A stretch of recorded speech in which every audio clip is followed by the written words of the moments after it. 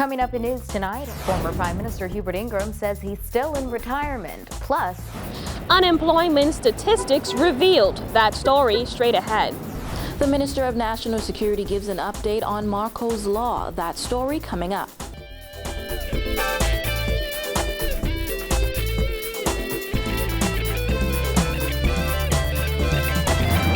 Welcome to our news. I'm Dana Smith. Thanks for joining us. Topping news tonight, amid continued questions as to whether or not he'll re-enter frontline politics, former Prime Minister Hubert Ingraham would only say today that he remains in retirement.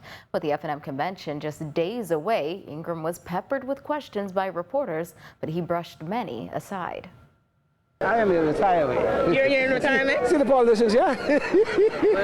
The former FNM leader attended the Water and Sewage Corporation's 40th anniversary celebrations, along with Prime Minister Perry Christie, Deputy Prime Minister Philip Davis, Governor General Dame Marguerite Penlane, Tall Pines MP Leslie Miller, and former FNM Cabinet Minister Tommy Turnquest.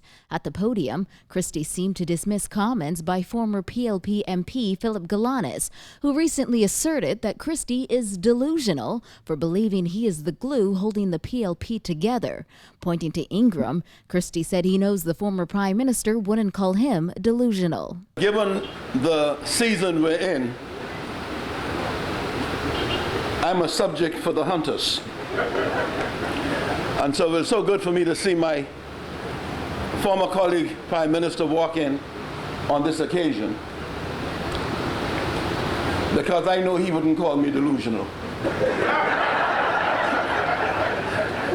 I'm almost tempted to suggest to him he would explain to those who dare do so why he himself wouldn't do it.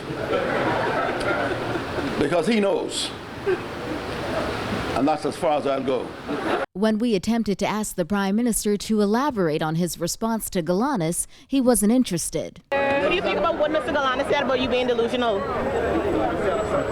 Thank you very much. Well, when we asked Ingraham about that, he sidestepped the matter. It's me that answer him. Do you think he's delusional? You are a very bright girl, okay?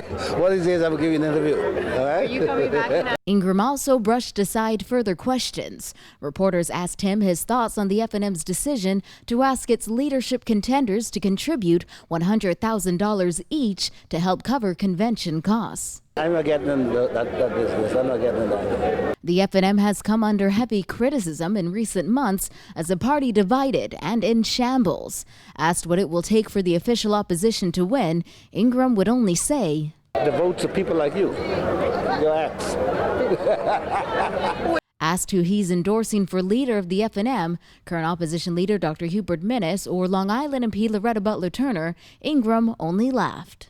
Well, we also asked Deputy Prime Minister Philip Davis his thoughts on former MP Philip Galanis' criticisms of Prime Minister Perry Christie. I think we ought to be respectful to our leaders. So you think that Phil Galanis is being disrespectful with his comments? I just said we ought to be respectful. I didn't say he was disrespectful. He has his views and he shared those views. Christie had said last week he is the glue holding the party together, prompting Galanis to label Christie delusional. Galanis said there are so many people who believe Christie really ought to leave because he's a drag on the PLP.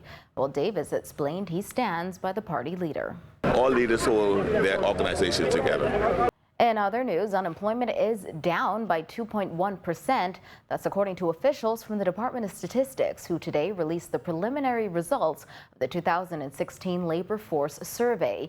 And like last year, officials say Bahamas Junkanoo Carnival created a job spike. Jasmine Brown breaks down the figures in this report.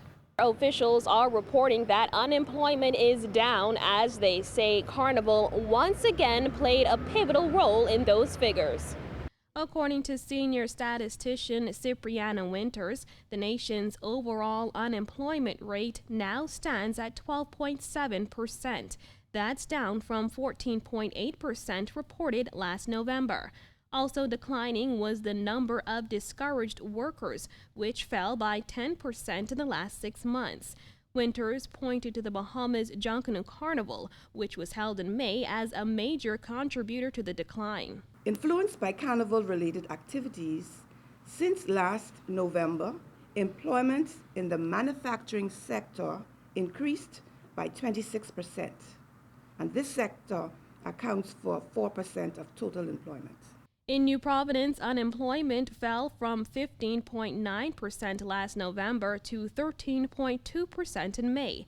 However, the rate of unemployment on Grand Bahama and Abaco increased slightly. Unemployment on those islands increased by 0.5% and 0.4% respectively to 14.7% and 10.1%. Among the employed labor force, there were more men than women. However, in all the islands except Abaco, men were fewer in numbers among the unemployed labor force. In total, there are 188,360 people employed in the Bahamas compared to the 27,520 people that are unemployed. Of that number, the report states that 88,660 of those are women, while 98,700 are men. The latest survey covers the reference period of April 25th to May 1st, 2016. Officials say they surveyed 3,000 households. Those 3,000 houses were distributed in the islands of New Providence, Grand Bahama, Abaco, Cat Island, and Eleuthera, and Acklins. Yeah, they were distributed to those islands. Reporting for our News, I'm Jasmine Brown. Unemployment among young people remains high.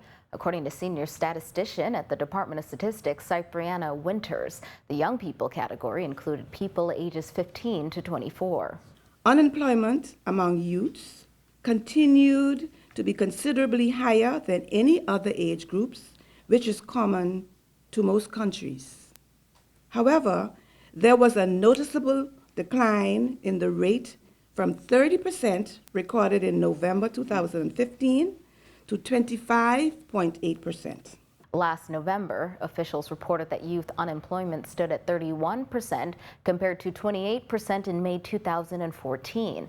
This year's report did not give a breakdown of how many young people are unemployed. When asked to elaborate on the numbers, Winters said she could not because the results are just preliminary, but she did say this. 24% of the labor force was made up of persons between the ages of 25 to 34 years. 21% of unemployed persons were between the ages of 20 to 24. Well, Minister of National Security Dr. Bernard Nottage today addressed issues concerning the country's child protection regulations. During a press conference at police headquarters this afternoon, Nottage also introduced a Marco alert for missing children. Simone Davis reports. Nottage said as of today, the next report of a missing child would be handled using this Marco alert form. The form is very detailed and would help police to better locate a child reported missing.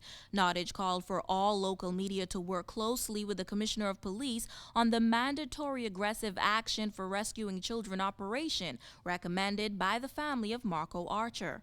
Their recommendation was during a Marco alert, an urgent news bulletin should be broadcast over the airwaves and on social media to enlist the aid of the public in finding a missing abducted child. And their recommendation was that Marco, the M is for mandatory, the A is for aggressive action, the R is for rescuing, the C for children, and the O for operation. This comes as the 5-year anniversary of Marco Archer's death approaches. Archer was abducted, sexually molested, and brutally murdered back in September 2011. Kofi Goodman was convicted of Marco's murder 2 years later. There is still no sexual offenders register, despite legislation being passed to bring it into being more than 2 years ago.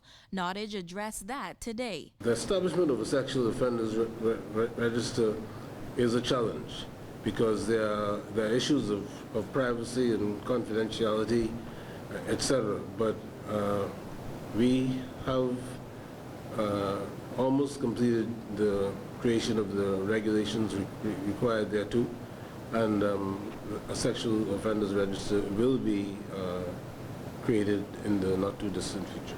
The Child Protection Act was passed in Parliament back in 2014. NOTTAGE also called for a strict no-tolerance rule when it comes to children. The view that we as a country should have with regards to our children is that they are firstly an extension of ourselves. They are our investment in our future, the continuation of our legacy, and the sole reason for our existence.